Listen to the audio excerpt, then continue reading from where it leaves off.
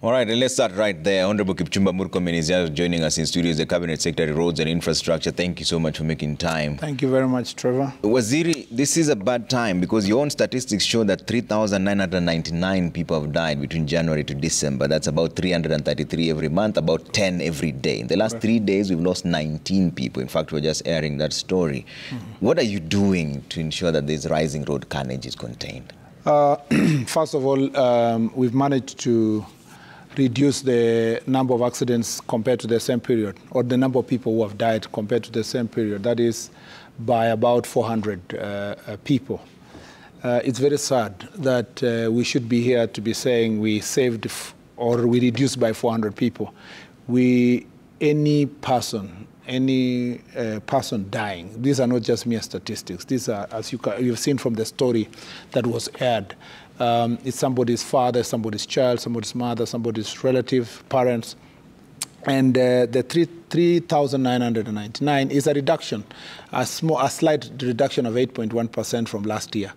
But, and we hope that the efforts we put in place have been able to reduce these numbers, especially insofar as civic education, insofar as road markings, and the efforts that have also been put in place by PSV vehicles, particularly in terms of managing their fleet and their drivers and behavioral change. Yeah. But I can tell you for sure that the biggest challenge we are facing in the road traffic, and particular road accident, road carnage, road crashes, is actually in the border sector.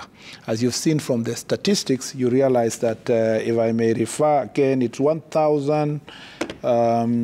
Yes, it's 1,062 this year. Last year it was almost 1,005. It was 1,163. Now today is 1,062 motorcyclists who have been killed. And the pillion passengers they were carrying are about 363.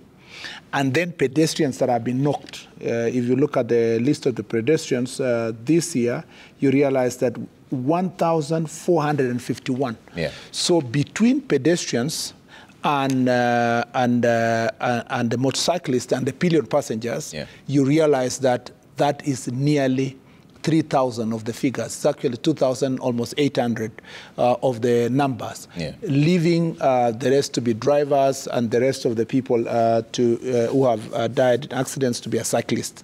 Now, we have a biggest challenge in the motorcycle sector, because motorcycle sector should be largely regulated at the county level. Yeah. Because these are transport systems of last mile. But you realize that, for example, in the city here, most of them are plying the highways, and operating in routes that actually should only be operated by motor vehicles, including, so what is the plan to including highways.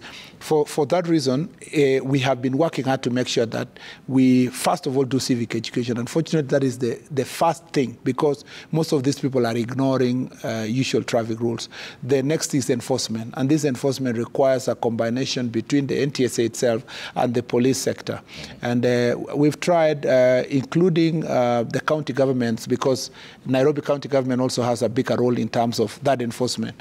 The other thing that the challenge we have also is drunk drivers, who also contribute to most of the pedestrians being knocked, but also, actually, interestingly, of the many drivers who die, 70% of the drivers are actually private vehicles. And the accidents happen between 5 p.m. on Friday and about 5 a.m. on Monday, because most of them are drunk drivers. And the police have been doing their best to use alcohol blows, stop people on the way, but still this is a big challenge. So what is the message I'm giving to the people of Kenya? The biggest message and the most important message is to tell them that it's the simple things, like being able to take care of pedestrians when they are crossing, pedestrians crossing the right place. Most of the pedestrians are crossing actually knocked below a footbridge, making sure that we deal. Londiani's situation happened this year because most of the business that are happening near the road reserve, the Kangemi situation, for example, which almost almost became a catastrophe if that bus had hit the people who are on the marketplace. Londiani situation is part of the statistics that we have here. Yeah. And we are saying that Kenyans, let's take care of our behavior. Fair enough, but Waziri, you say that people should do their part, but has the government done its part? For example, if we talk about like the Nairobi-Nakuru highway, in 2019, the previous administration planned to construct a dual carriage. Yeah. In fact, Africa Development Bank committed pumping 18 billion into a 160 billion project. Is this still the plan? Because have you done? First of all, that is a different conversation in terms of regulating time for travel and traffic jam and so forth. In fact, in most of the roads during traffic jam hours, we have less accidents. So the conversation about accident is not so much about the traffic jam in Nakuru, Rironi, Mau Summit, dual carriage, or to Eldoret or to Malaba. But sometimes it's as simple as space, because we saw in Sashangua, and in fact, it took a tragedy for that place to be dual. But if a car is still speeding, at that speed, of course, perhaps it will only have the accident for that particular vehicle, not knocking the car that is coming from the other side. So dual carriage could actually be a solution in some instances, particularly for vehicles that are being involved in head-on collision. For the Rironi Mau Summit, you know that the government of Kenya in 2016 started a process of dualing that road, and eventually started an agreement with the French company in 2019. Unfortunately, we haven't been able to agree with the company on the transfer of risk in terms of traffic volumes. We have an expressway, the one of Nairobi, whose responsibility of the traffic volumes and the risk has been borne by the investor. Yet in this of Rironi Mau Summit, we are being told that the government of Kenya should guarantee the difference. Should the road itself not be self-financing? And we have said that considering the debt situation in the country, we have unable to every year pay an extra 10, 20 billion. And yet there are more than 5 companies who have proposed that they will be willing to do the same project without necessarily requiring the government of Kenya to guarantee traffic risk. So that is the problem. The problem we have with the current investor is that we are unable to progress because of that particular sticking issue. And there have been proposals of scoping, descoping, and so forth.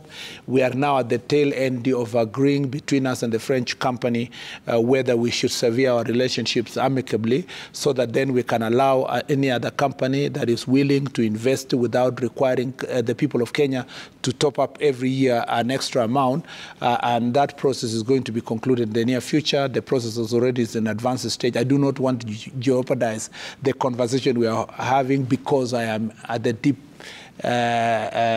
end of this conversation myself. Yeah. But I want to promise the people of Kenya that this government will be the government that will dual that road, and not just that road, but we're also looking at possibility of using another PPP program to dual the road from Athi River to Namanga and from Athi River to Mombasa. Yeah. Those discussions and proposals are ongoing. In the current situation, how much would that cost, the Rironi Mau Summit dualing? Because at that time in 2019, it was 160 billion.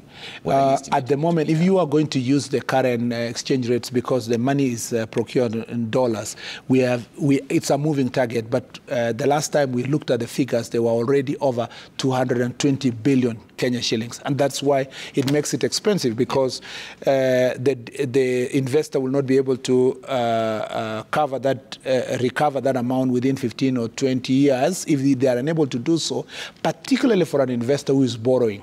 If you are borrowing the entire amount, there is a possibility that that investor may not recover their investment very fast. And as a result, they will want the government of Kenya to bear the cost of the difference. And that's why, through that conversation, I want to tell the people of Kenya we are doing everything possible as a government as a whole, with serious negotiations, with the understanding between our president and the French president as part of these conversations. And I have been involved in this conversation here and in France and in general in Europe. Yeah.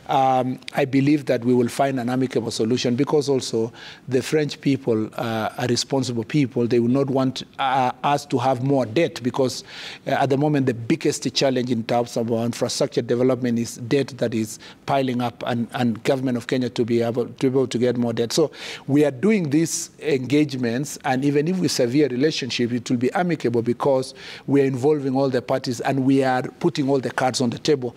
And I want to appreciate the French people, the French investors, and all these people who are understanding the situation we are in as a government, and we will find a replacement from wherever parts of the world, but a person who is going to take full responsibility without requiring the people of Kenya to put any money in the form and manner of the expressway. I can almost say with certainty that we are the government that will do all Mombasa, Malaba Road and the Rironi Mau Summit Road. When?